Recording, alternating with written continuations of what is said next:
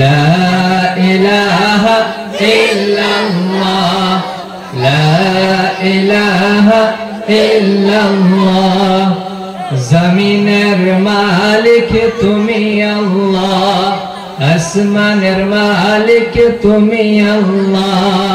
জমিনের মালিক তুমি আল্লাহ, আসমানের মালিক তুমি আল্লাহ। লা ইলাহা ইল্লাল্লাহ, লা ইলাহা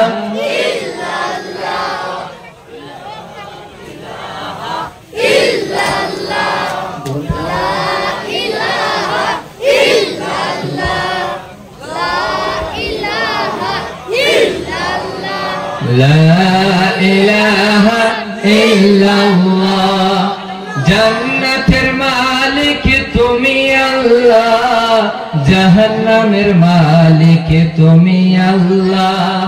জান্নাতের মালিক তুমি আল্লাহ, লা ইলাহা ইল্লাল্লাহ, লা ইলাহা ইল্লাল্লাহ, লা ইলাহা ইল্লাল্লাহ। মুহাম্মাদুর রাসূলুল্লাহ। ভাইরা আমার, জায়গা মাঝে মাঝে খালি আছে। যে জায়গা মাঝখানে জায়গা খালি থাকে, শয়তান আশ্রয় নেয় এবং হারকত দেয়, ভালো করে কথা শুনতে দেয় না। বন্ধুরা, আমার যুবক ভাইরা, দেখো সোনামণিরা, আসুন দয়া করে আসুন গো, আসুন আসুন। আপনারা খুব ভালো, আমি জানি, মাশাআল্লাহ। আপনারা কথা মানেন, সুন্দর উঠে আসছেন, কত ভালো লাগছে। ওই যে পিছনে ভাইরা, আগে আসেন, আসেন, আগে আসেন, মাশাআল্লাহ। যুবক বন্ধুরা, জোশের সাথে, ঈমানের সাথে আসো, আসো, মাশাআল্লাহ। এই তো মারহাবা, মারহাবা, সুন্দর। এই তো কে বলছে? জারাগরের মানুষ এত ভদ্র আমি আজকে প্রথম সাবিত পাইলাম। এতদিন দেখছি, আজকে প্রমাণ পাইলাম। সুবহানাল্লাহ, মাশাআল্লাহ, খুব সুন্দর। আসুন, আগে আসুন, মাশাআল্লাহ। এই তো যুবক ভাইরা, জারাগরের যুবক ভাইরা আরো জোশিলা, মাশাআল্লাহ। আসুন আসুন, দুই একজন ভাইরা তো পিছনে আছে, জুতা হারাবে না ইনশাআল্লাহ। ভাই, কেউ জুতা নিবেন না ইনশাআল্লাহ? হ্যাঁ, কেউ ঠাট্টা করে জুতা নিবেন না।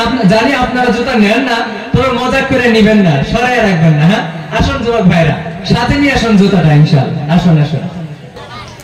তো বন্ধুরা আমার, মাশাআল্লাহ, খারাপ পাইছেন কি? কষ্ট দিলাম? আচ্ছা, খারাপ পান না, মাশাআল্লাহ। আপনারা আসলে বেশি ভালো,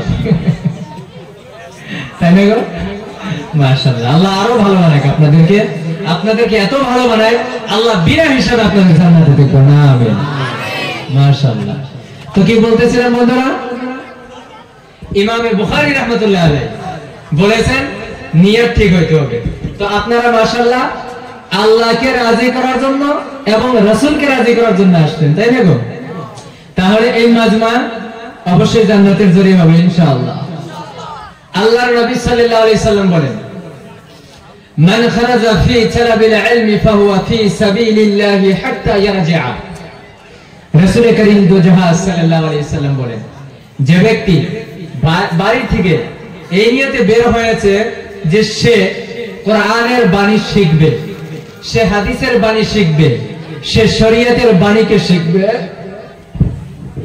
সে যতক্ষণ পর্যন্ত তার বাড়িতে ঘুরে না আসছে ততক্ষণ পর্যন্ত সে আল্লাহর রাস্তায় থাকে। বলেন সুবহানাল্লাহ।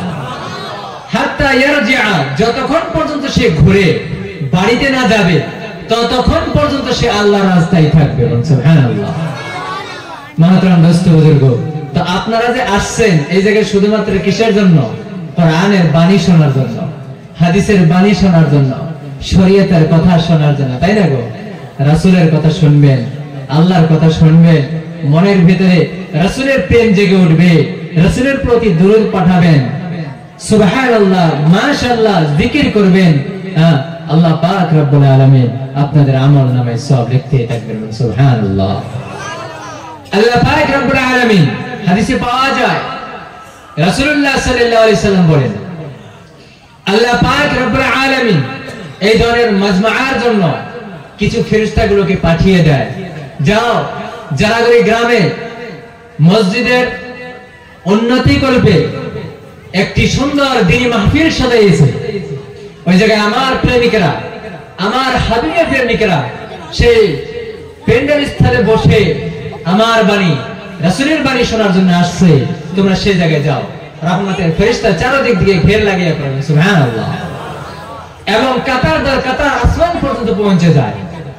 যখন মাজমা শেষ হয়ে যায়, মাজমা শেষে যখন ফিরে যায়, আল্লাহ পাক রব্বুল আলামিন দেখতেছেন, জানতেছেন, শুনতেছেন।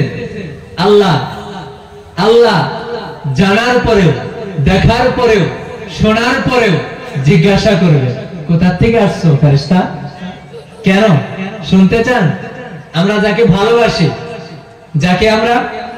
ভালোবাসি, আমি জানতাছি সে সুস্থ আছে, তবে আরেকজনের মুখ থেকে শুনতে চাই, ও ভাই তুমি ওই জায়গা থেকে আসলে বলো না ওই বান্দার খবরটা কিরকম, আমার বন্ধুর খবরটা কিরকম, আমার বন্ধুর অবস্থাটা কিরকম। আচ্ছা, একটি এই জায়গায় খবর আসছে আমাদের মা বোনদের কাছে, একটি বিনম্র অনুরোধ, আপনারা দয়া করে এগিয়ে বসবেন। পিছনে আরো মা বোনেরা আসতেছেন, তেনাদের ঢোকা এবং বসার জন্য সুবিধা হবে। সুতরাং যেরকম আমি দেখলাম আমাদের যুবক ভাইদের, মুরব্বী, চাচা, দাদা, নানা, যিনারা যে বয়সের, মাশাআল্লাহ ইনাদেরকে আমি খুব ভালো পাইছি।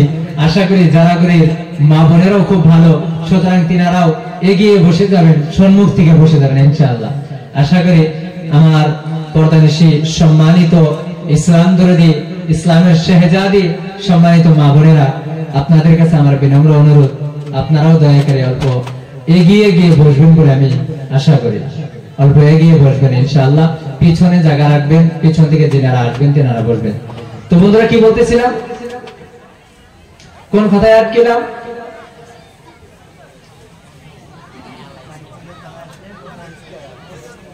হ্যাঁ, ফেরেশতা ঘুরে কিন্তু আইছিলাম বন্ধুর কাছে, আইছিলাম, তাই না গো? তো বন্ধুর খবর শোনার জন্য।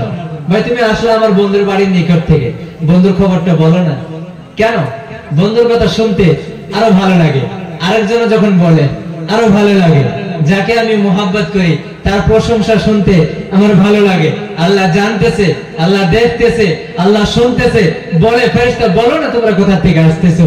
আল্লাহ বলেন, ফেরেশতা বলেন, আল্লাহ আমি জারাগুড়ি মসজিদের উন্নয়ন কল্পে যে মাজমা সাজিয়েছে, সে জায়গায় তোমার প্রেমিকেরা, রাসূল প্রেমিকেরা তোমার বাক্য শোনার জন্য, তোমার বাণী শোনার জন্য, তোমার রাসূলের বাণী শোনার জন্য সেই মাজমাতে এসেছে, আমি সেই জায়গা থেকে আসতেছি।